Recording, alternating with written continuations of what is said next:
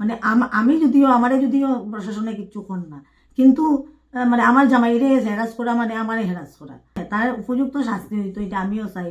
এতে আমার রিলেটিভ হোক, আমার বাবা হোক, আমার ভাই হোক, এটা আমার কোনো ম্যাটার করে না। দুর্ভাগ্যবশত আমরা এক বাড়িতেই থাকি, কিন্তু আমরা আলাদা থাকি। জয় হিন্দ বন্ধুরা, আমার সামনে এখন আসছেন গিয়া শ্রীভূমি পৌরসভার ৮ নম্বর ওয়ার্ডের ওয়ার্ড কমিশনার জয়শ্রী চক্রবর্তী মহাশয়। তাইন আমরা ভিউয়ার স্যারে কিছু কথা হইতে চাইলা, যার কারণে তাইন আজকে আমরা ডাকাইছেন। তখন তার কাছ থেকে জানবো সেই কথাগুলা কিতা কইন। নমস্কার, আমি জয়শ্রী চক্রবর্তী, ৮ নম্বর ওয়ার্ডের ওয়ার্ড কমিশনার। এখন আমার বক্তব্য হইল যে আমি পৌরসভার একটা বোর্ডের মেম্বার, যেহেতু আমি বিজেপির ওয়ার্ড কমিশনার।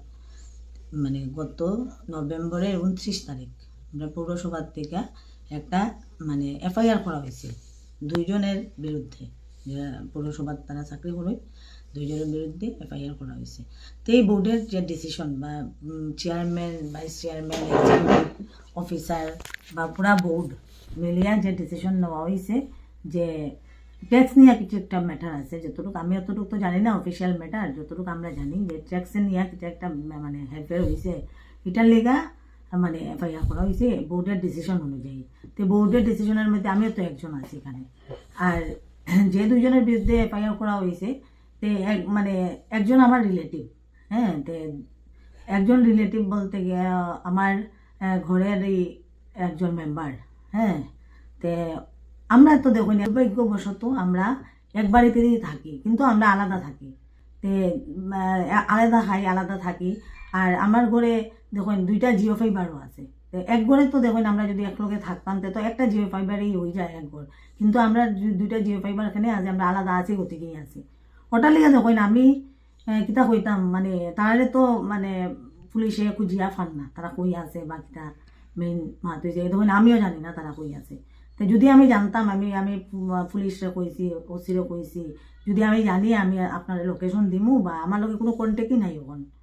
প্রথম তো কন্ট্যাক্ট আসিল, কিন্তু যে সময় তারা এইগুলা ঘটনা ঘটছে, কেস হয়েছে, এই হয়েছে, সেই হয়েছে, তারা জানিয়া তারা তো দেখুন সুইচ অফ তার ফোনের। আমার লগে কোনো বা আমার ফ্যামিলি, আমার জামাই, আমার বাচ্চা, আমি, আমার লগে কোনো ধরনেরই মানে তারা কোনো কন্ট্যাক্ট নাই, কথা নাই। আমি কেমনে জানতাম তারা কই আছে না আছে? তেও আমার আরে কয়েকবার মানে আমার হাজবেন্ডরে মানে মানে পুলিশে ডাকিয়া নিয়ে গেছে এখানে। তো নেওয়ার পরে তারা তো দেখুন ডাকতেই পারে, কারণ ওই যে তারা তদন্ত যেটা করবো। কিন্তু একবার দুইবার ঠিক আছে, তারা জেরা করছে, যতটুকু জানছে উত্তর দিছে।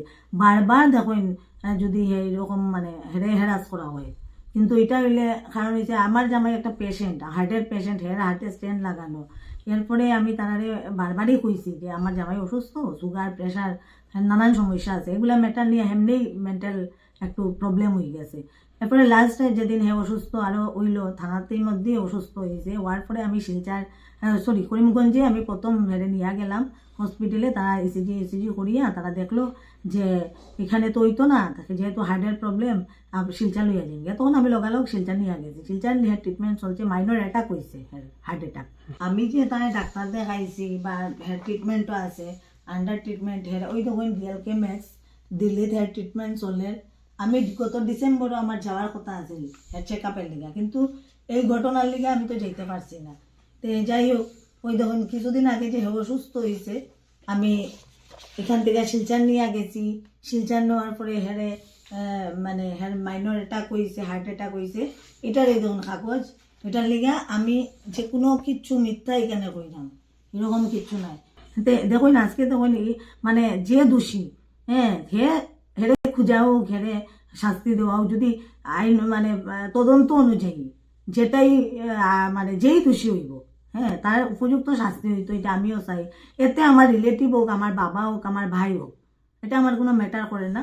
যে যে দোষী সাব্যস্ত হইলে তার উপযুক্ত শাস্তি হইতো, এটাই আমি চাই। কিন্তু এটার লেগে দেখুন আমি বিগত কয়েক মাস ধরে আমি এটা সাফার করি। আর মানে আমি যদিও আমারে যদিও প্রশাসনে কিচ্ছু কর না, কিন্তু মানে আমার জামাইরে হেরাস করা মানে আমারে হেরাস করা।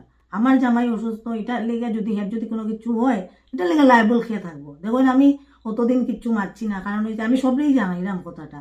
কারণ আমার লগে যেটা ওর বা আমার লগে যেটা হইছে, আমি নিজে ডিপ্রেশন হয়ে গেছি এই প্রবলেমের লেগে, আমার সব দিকে লস হয়ে গেছে। হ্যাঁ ওটার লেগে দেখুন আমরা আমি বিজেপির কমিশনার, আমরা স্বচ্ছতাই মেইন।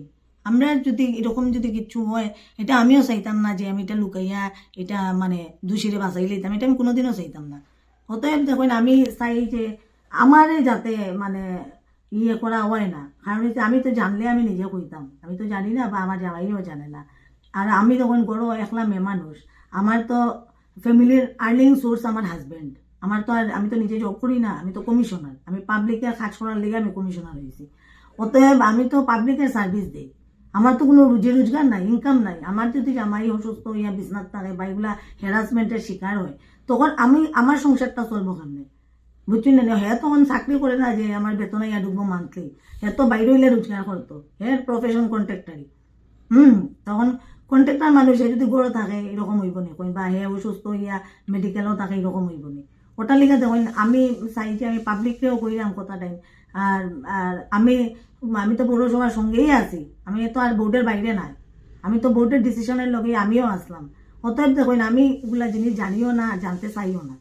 হ্যাঁ যে ওটার লিগে আমি আপনারা সবরে জানাইলাম যে আমি কিতা করতাম আমি নিজেও বুঝিয়া পাইলাম না। আমি আজকে বাধ্য হইয়া এই স্টেপ নিয়েছি, কারণ হচ্ছে তখন কতদিন এরকম সহ্য করা যাব, তারা কবে আইব না আইব, আমি এটার লিগা সাফার করতাম না, আমি এটার শিকার হইতাম না। কই ওটার লিগে আমি মানে সবটার কাছে আমি আজজোর করিয়া কইলাম আমারে যাতে কোনোভাবে হেরাস করা হয় না, বা আমার ঘরের কেউরে হেরাস করা হয় না, আমার হাজবেন্ডের হেরাস করা হয় না। অতএব আমি আর কিতা কইতাম কই না, আমার নিজের মাথায় কাজ করেন না, এই পরিস্থিতিতে আমি কিতা করতাম।